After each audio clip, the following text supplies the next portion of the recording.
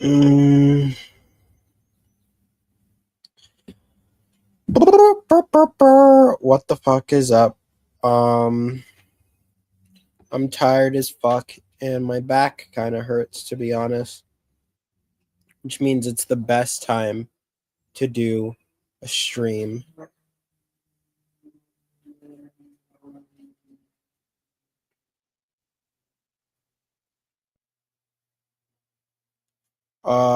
Today we're gonna be reading about some philosophical bullshit, a philosophical article, um, from the University of Chicago in their Center for Practical Wisdom.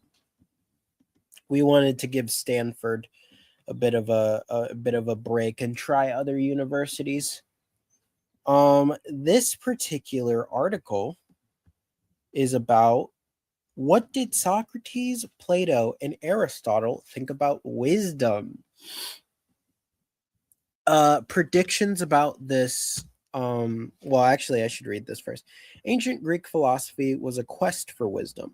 But what exactly did the three greatest ancient Greek philosophers think about it? Um, I'm guessing this is Socrates, this is Plato, and is this Aristotle? Is this fucking Aristotle with the lion? Aristotle is the lion. I'm pretty sure this is supposed to be Plato. Um, by Julian Dutra, The Collector. Whoa, what the fuck? This was published June 12th, 2022. My predictions for the article, I would say, to answer the question is Socrates thought of wisdom as an ability to question the notion of things. Plato thought of wisdom as being able to cut through all the noise and see the perfect forms of things. And Aristotle probably thought of wisdom as some form of like scientific observation to view something in a similar to kind of Plato, like a perfect form, but more through like observation and testing. I'm guessing you get to see the most authentic form of a thing. That's what I'm from what I understand from all three of these fucking losers. That's what I think that they're gonna think about wisdom. And how am I defining wisdom? I define wisdom as a sort of thoughts or thoughts or words, phrases, dialectic communication in general. It's a form of communication in which the it is like there are phrases that teach the lessons of life, I would say.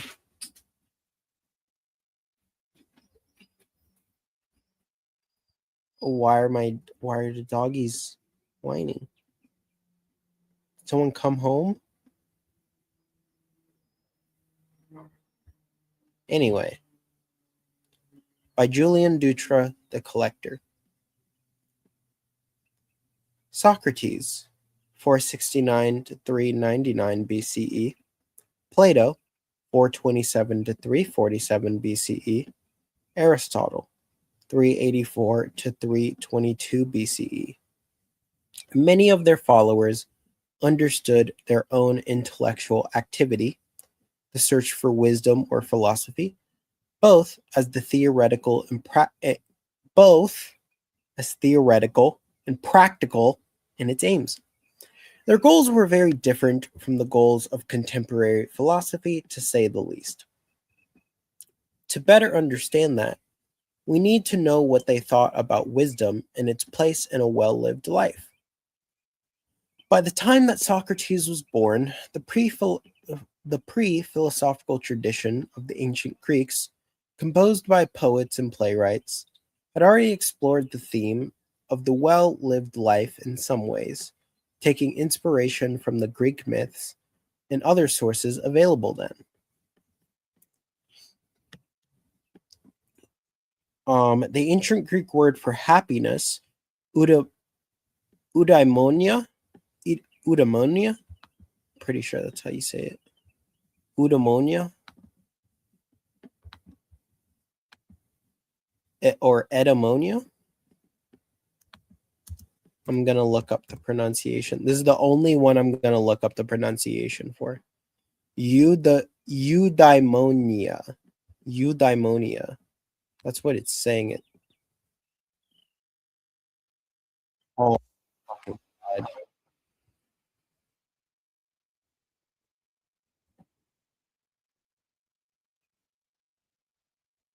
Whoa. Whoa. Jesus fucking Christ. Political ad. Oh, okay. Yes. How do I pronounce?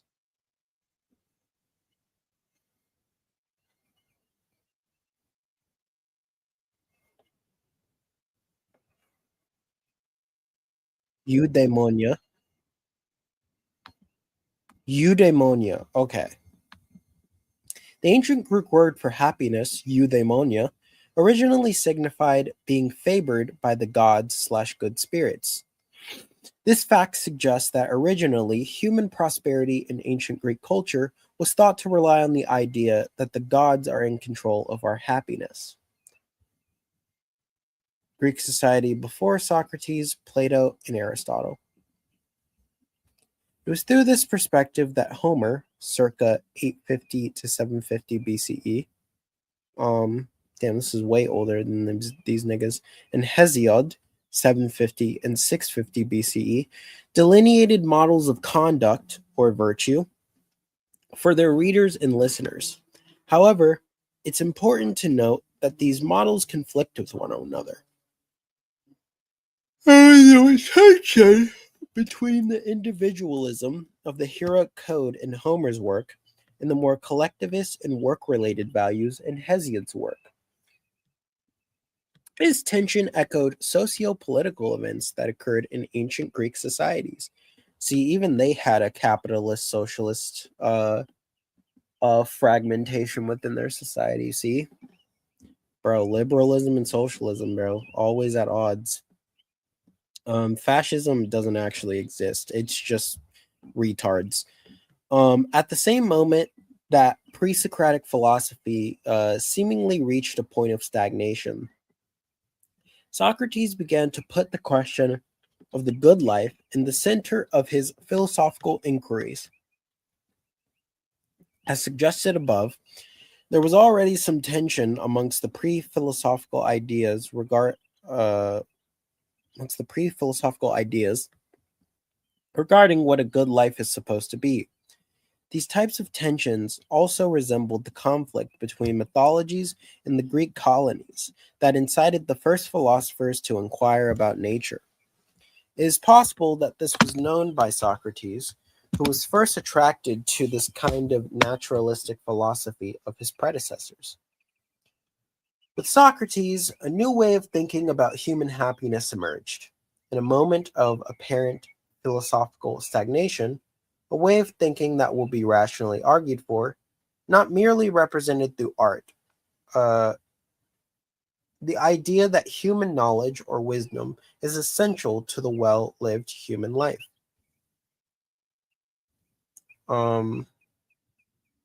It's possible that it was known by Socrates, who was first attracted to this kind of naturalistic philosophy of his predecessors. Okay.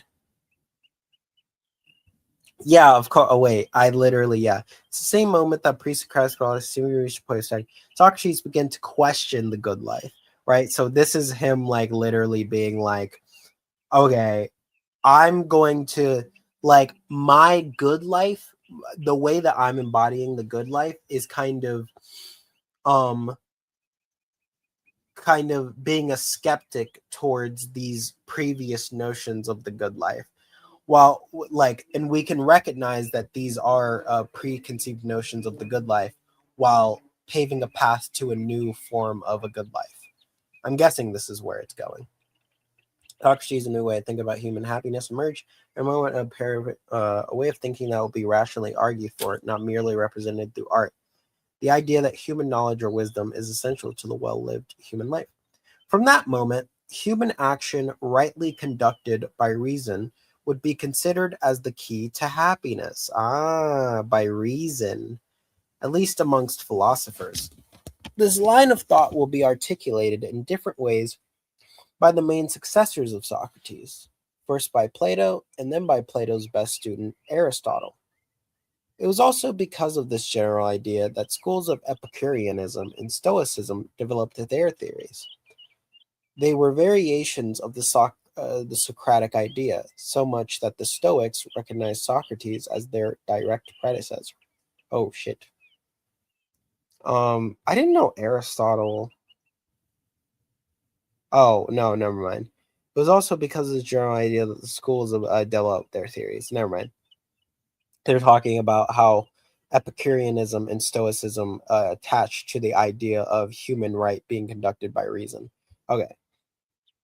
But if we want to better understand this story, we need to start from the beginning. We will see in very broad lines why Socrates thought about the good life and the place wisdom takes in it.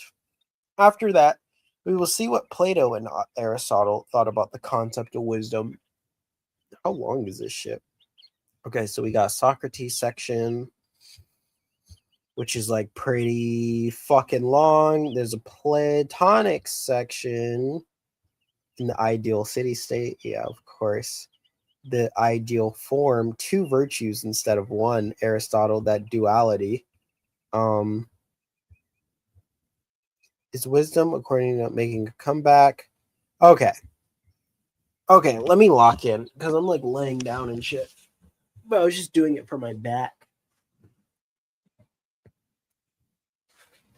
Yeah. Let's lock the fuck in. Need some water. Remember, guys, if you're gonna read, always keep a glass or a bottle or whatever container you have of water. Don't be reading with a dry mouth. Oh, okay. Let's get it. Socratic wisdom. Wait. If we want to better understand that. Okay, yeah. Socratic wisdom. The importance of knowledge for a good life. Socrates is considered a paragon of wisdom to this day, even though he didn't consider himself wise. Wow, so humble. Socrates was so humble. He's known for being so humble. I'm like being sarcastic, but that's actually true, I think. When the Pythia I think I'm saying that right. When the Pythia at the Oracle of Delphi said that no one was wiser than Socrates, it only motivated him to engage even more in philosophical debate.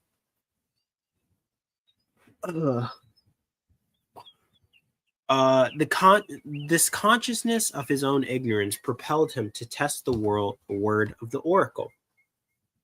Many of his conversations reconstructed, especially in the works of Plato and Xenophon.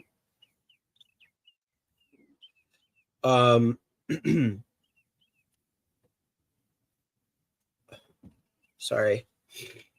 We encounter Socrates repeatedly putting the question of the good life in the center of his discussions. That is, he asks his interlocutors and himself how to live well. However, many other times he addresses other questions, only secondary to this matter. Every reader of the early Platonic dialogues knows that Socrates spends a lot of time discussing the virtues of courage or piety, for example. Already during Socrates' lifetime, human virtue, or ede, in ancient Greek, was associated with success, even though in the pre-philosophical traditions of ancient Greece, virtue wasn't considered something completely under human control, and it was common to think that the favor of the gods could not be dismissed. The lives of Achilles and Odysseus, respectively, in the Iliad and the Odyssey of Homer, are examples of that. This begins to change with Socrates.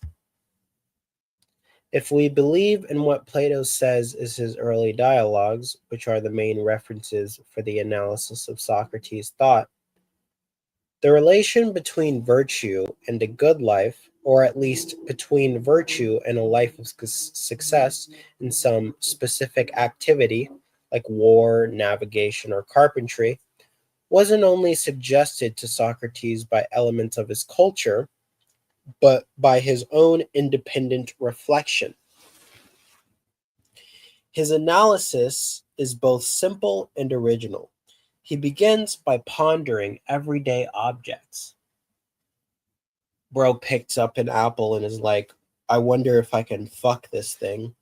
You think Socrates ever asked if he could fuck things as he pondered everyday objects? This is why we see Socrates repeatedly speaking of tools and domestic utensils in early Platonic dialogues. Take knives as one example. For Socrates, the virtue of a knife is obviously to cut well. To do this, it needs to have some specific characteristics, like being sharp, having an adequate weight, and providing a good grip, and so forth. It's because of this specific set of characteristics that the knife can do what it is supposed to do well, or virtuously. That is, it's because of the presence of these characteristics that it can perform with excellence the proper function, ergon, that is the end, telos, yeah, or purpose of it. Absent these characteristics, a knife cannot be any good. We can apply the same rationale to living beings. A good horse or a good dog are those that have the specific set of characteristics that enable them to fulfill the fullest expression of their potential as horses and dogs. The specific set of characteristics varies, of course, according to the nature of each thing. The main thing to note here is that this general thought pattern could be applied to humans too. That's exactly what Socrates did, the sociopath he was. To summarize a long story, we can say that Socrates tried to answer the question of the good life starting from these considerations. For him, all human activities are conducted by reason, or as the ancient philosophers usually said, by the soul. The soul. More than that, Socrates thought we are motivated to do what, at any time, appears to be good according to our minds. This thesis is known today as Socratic intellectualism. However, it's evident that what seems to be good to us and what it is fact good for and what it, however, it's evident that what seems to be good to us and what in fact is good for us are not always the same. For Socrates, that means we can only act well, even in our own interest, when we have the knowledge of how to act well. That is, when we possess the knowledge of how things are, what is good, and what to do to obtain and preserve these things, how to best utilize them, how to avoid what is bad, and so forth. That means that it is only when we know what is good without error that we can confidently act to obtain that good.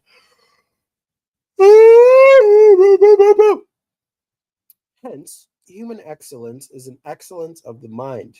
That is, a state where the mind is in possession of knowledge.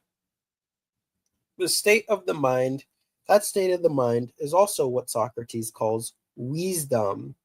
Ah, okay. So that we know what is good without error, that we can confidently act to obtain that good. Human excellence is an excellence of the mind. Okay, so Socrates pretty egocentric over here, bro. The exact nature of wisdom and its relation with oh my god, I literally just looked up the pronunciation. Eudaimonia? I'm pretty sure. Eudaimonia in Socrates' ethics is a matter of academic dispute to this day. This subject is too vast to discuss in this article. What is important to notice is that, taking into consideration what has just been said about wisdom, many questions are left unanswered. In fact, that's a constant feature of Socratic philosophy. It's not clear, for example, if Socrates thought that any specific domain or domains of knowledge should have priority over others. As I noted above, he spent a lot of time talking about virtue, and virtue is a kind of knowledge for him. Should we learn about the specific virtues before any other knowledge? Are there any good are they any good in isolation, or when we grasp all of the virtues that they become truly good? Some other passages suggest that Socrates thought about what we ordinarily think of as goods like money and health. See Plato's Euthydemus, as good. Apparently, Socrates thought that even these things are the subjects of a specific kinds of knowledge, but we can't know if he thought that this knowledge is to be searched for better or after we acquire others. It's like when Plato was giving his simulacra or representation of Socrates. He was like, so Socrates, he questioned a lot of shit, and he saw the virtue in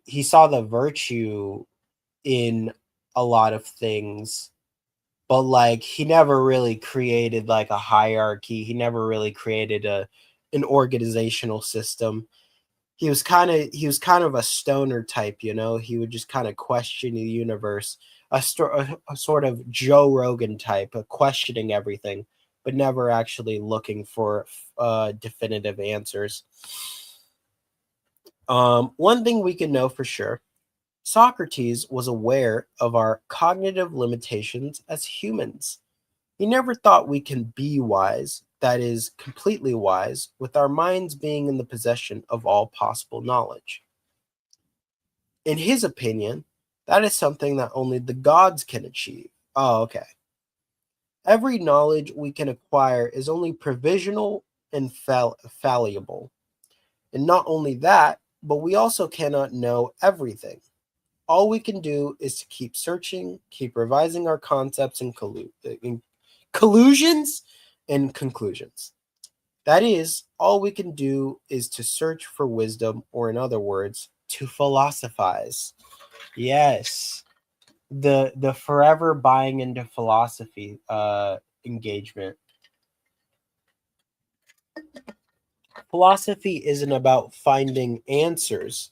It's about always asking questions, all right? All right, now we're getting on to my boy Plato. Platonic wisdom, the virtue of philosophers in the ideal city state. Socrates' pupil, Plato, of course, was also interested in epistemology and stated the practical importance of knowledge for human beings. The allegory of the cave is not meant to encourage ignorance, after all. Here, however, I'll only briefly explore what Plato has to say about wisdom in his most famous dialogue, The Republic. Like Socrates, Plato also was interested in thinking about the relation between arete and eudaimonia as a way to answer the question of the good life. However, not only does he not consider wisdom as the main virtue, but he also conceptualizes it completely differently. Plato traces a distinction between wisdom and knowledge, almost like Socrates. But for Plato, wisdom is something different than the state where the mind has perfect knowledge of everything.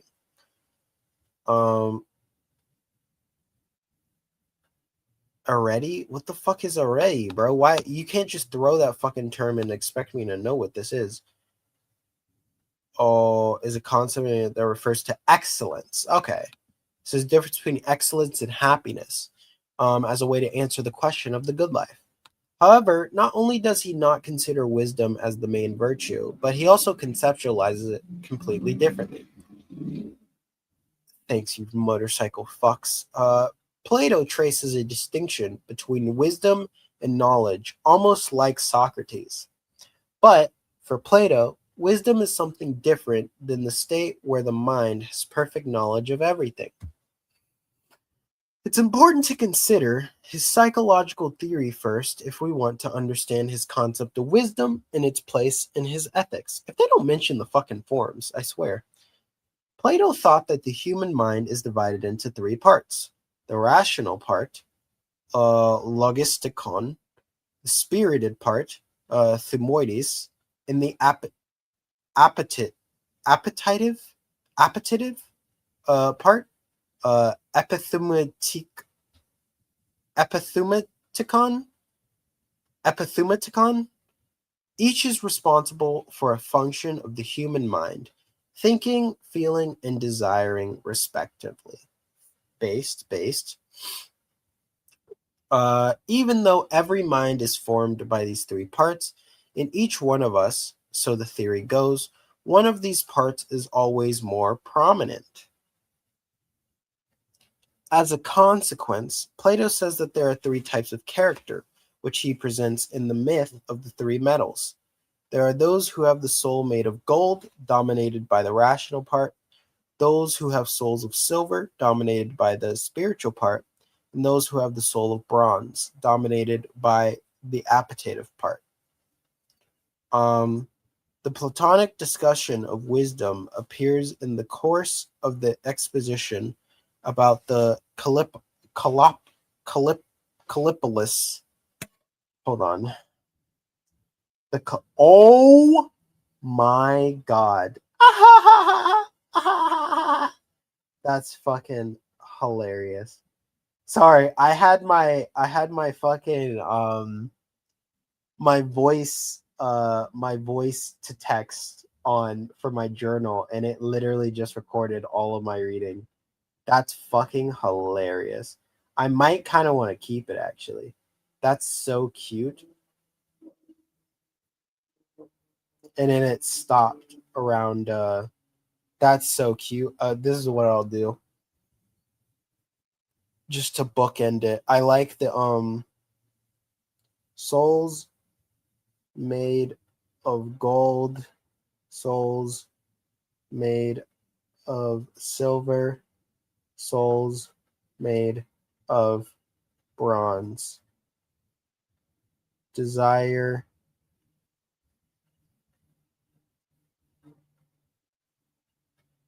feeling, thinking.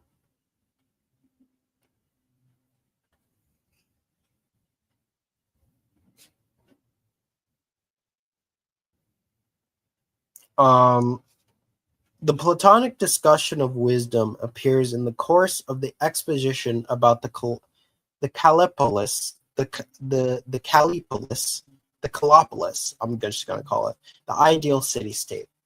It's here that we find Plato's idea that wisdom is a form of eubolia, that is, the capacity to give good advice or for sound judgment. Far from being a universal virtue available to all, this capacity is a form of intellectual excellence that can be achieved solely by trained philosophers, that is, for who have a soul made of gold. In his ideal polis, these people should lead the government as kings and queens. Bro, that's why I kind of love Plato. Plato tried to take philosophy to a different level, bro. He was thinking, because he wasn't just thinking philosophically, he was thinking politically too. And like that's why I always find him based as fuck for that, low key. It is for that reason, at least in the context of the Republic, that Plato considers that wisdom, as eubolia, can be achieved only by some people who can submit to an extensive educational program. But once they became governors, the virtue could confer benefits to all the citizens of the polis. That's one of the reasons why the Colopolis is the ideal city, not the Megaopolis. That movie was pretty shit. As for the individuals with souls of silver or bronze, even though we can assume that Plato would concede that they could develop some degree of eubulia in some limited affairs, they would never be able to be wise. In any case, we should notice that Plato's ethics differed considerably from Socrates. The contrast becomes even clearer in Plato's later work, but that's an entirely different topic. Dot dot. Oh wait, there's no dot dot dot. But that's a different journal or article. That's what I wanted to say. Fuck.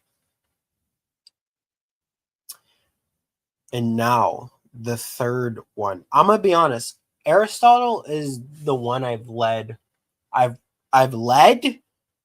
I've read the least about out of the three. I'm gonna be honest. In his Nicomachean Ethics, book 6, Aristotle presents a more detailed account of wisdom than that of his predecessors. It's interesting to consider some other basic aspects of his ethics before we enter into his discussion of wisdom. For Aristotle, arete, uh, arete and eudaimonia are also correlated. Like parallel, like Plato, Aristotle didn't believe that all human beings have the same capacity for virtue. Unlike Plato, he thought that only those who received a good education from childhood to early childhood could become virtuous one day. That's a sine qua non for him. A sine qua non for him, a necessary condition. However, this initial education could only raise decent people. True virtue requires a special kind of practical knowledge and education. And that, in fact, is what Aristotle aims to provide with his ethical theory. Aristotle also thought that the human mind is divided into three parts: the rational, the sensitive, and the vegetative. It would be impossible to discuss all of the nuances that differentiate his psychological theory from Plato's here. For our purposes, I'll only highlight that Aristotle thought that human virtue was the same for all human beings, well, at least for all of the aristocratic Greeks that formed his main bodies of students. That means, in other words, that Aristotle considered virtue to be more accessible than Plato thought it was. Aristotle, such a man of the people, at least comparatively to his fucking predecessors who were a little more autistic, like Socrates, I would say, is like full autism. Um, Plato is like, maybe it's all three different forms of autism, right? So like Socrates has a form of like spiritual autism where it's like, I need to understand life and I need to understand like the nature of things. Plato kind of has, I would say, this sort of, like he's still interested in connecting with nature and life, but it's more so also about like power. So like he's very much like power culture, where it's like, okay, there are things that are perfect and like there are things that we should aim for because I think that they are powerful and perfect. Whereas Aristotle is more so about he's more so a perfectionist. I get the sense of like he's very much like, okay, I don't think that things are necessarily perfect, but I think that there is the best ways we can do things. And he's the modern form of autism, I would say, where it's very much like fine tuning. According to Aristotelian ethics, human virtue could be divided into two general categories: intellectual virtue and moral virtues, or virtues of character. And in Aristotle's opinion, wisdom is not one virtue, but two distinct intellectual virtues. That is, for Aristotle, there are two kinds of wisdom. I'll explain them later. Let's first get a better grasp of what moral virtues are. Moral virtues are related to the irrational aspects of the human soul, like sentiments and desires. It's here that we find virtues like courage and generosity. Aristotle thought that when guided by the rational part of the soul, that is, when our irrational dispositions are regulated by reason, originated by the doctrine of the mean, these dispositions become virtuous.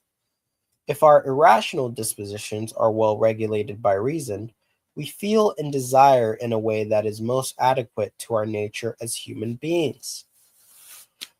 Training our dispositions is not easy. It requires a lot of effort and time.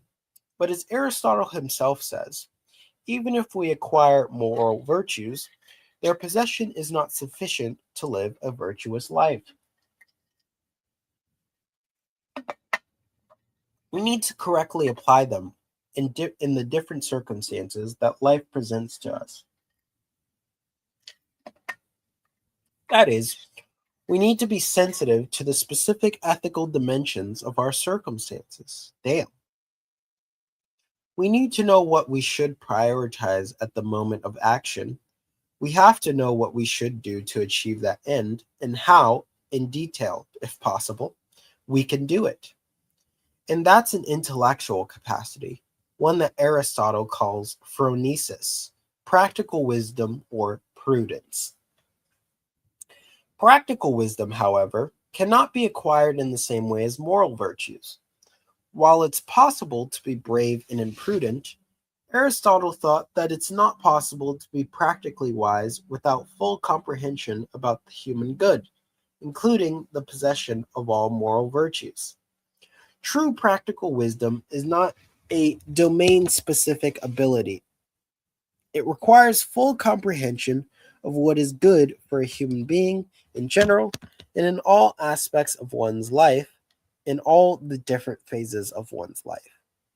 It is the end goal of a person's moral development. Thus, practical wisdom is different from the other kind of wisdom that exists. Theoretical wisdom, Sophia. Oh, Sophia. Oh, wait, is that what Sophia means? Theoretical wisdom?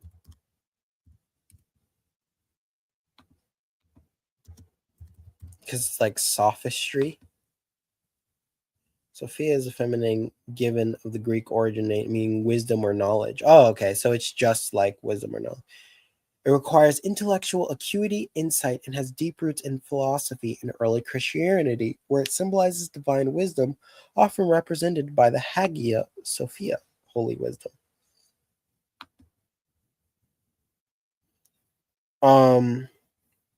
Sophia is knowledge about the most excellent beings of the cosmos, the most general categories of beings, the laws of nature, and so forth. To have it is to possess an excellent comprehension of the universian which we live. And that's purely a theoretical matter. Ooh. So in the light of all of that, what's the happiest life a human being can live?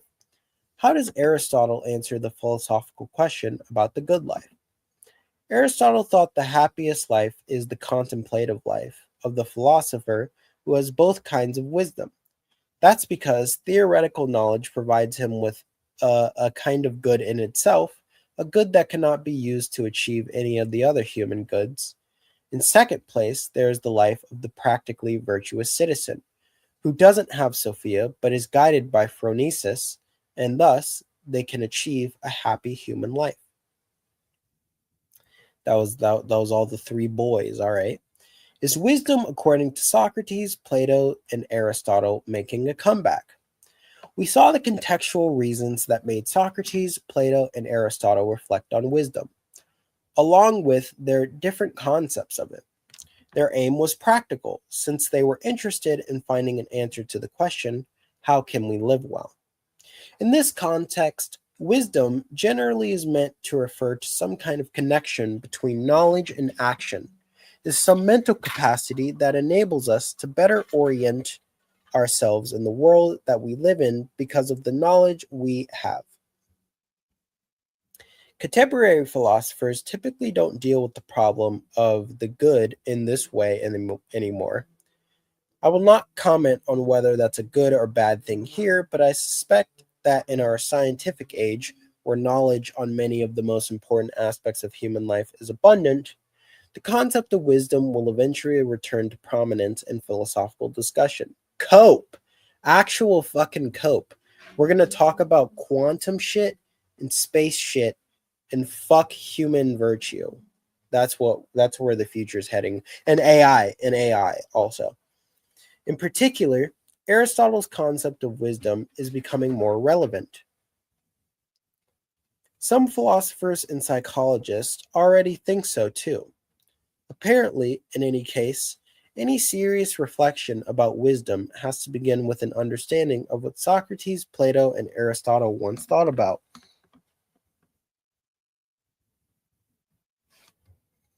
Oh, about the author, Julian. That's the end. About the author, Julian M. Dutra is a Brazilian philosophy teacher from the Universidade. Is that how you say that? From the Universidade do Vale do Rio dos Sinos. Jesus Christ. Um, Abbreviated as Unicinos. That's a fucking cool name for a university. His primary interest. This is a fucking guy. Oh, Julian. I don't know why I thought it was a girl this whole time. His primary interest is in the fields of epistemology and ethics. His main academic interest is in the field of ethics of belief, where he can work at the intersection of his favorite philosophical fields. He's also interested in topics from virtue ethics, logic, education, history, and philosophy of science, metaphilosophy, and political philosophy. Philosophy of science is like Aristotle. Metaphilosophy uh, is like Socrates, and then political philosophy is literally Plato. Holy shit! What a god tier article! Wow, this is really fun to read. Shout out the Wisdom Sitter from the University of Chicago for publishing this for Julian Dutra, and shout out Julian Dutra for writing this.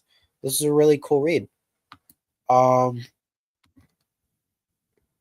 I have thankfully now I have like a whole list of topics I could read about. This one I just decided on my own, but I have a whole list of topics for when like I feel lost on which topics I should read. But for anyone who's also watching this, don't be afraid to put topics in the chat. Don't be afraid to message topics to me.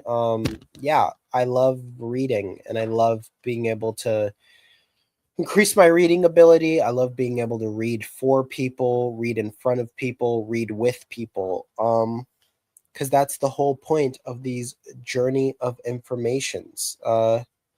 It's about the virtue of reading. It's about embodying the journey of going and learning, you know? And I think that that's based as fuck. I hope you think it's based too. Anyways, I'm tired as fuck, and like the title suggests, my back kind of fucking hurts. Or not my back, my hips. My hips ain't lying. That they kind of need to be stretched out a little bit. So, but thank you for being here. Thank you for reading with me. I love you, and I hope that you don't die tomorrow. Uh yeah, some like that. Okay. Bye.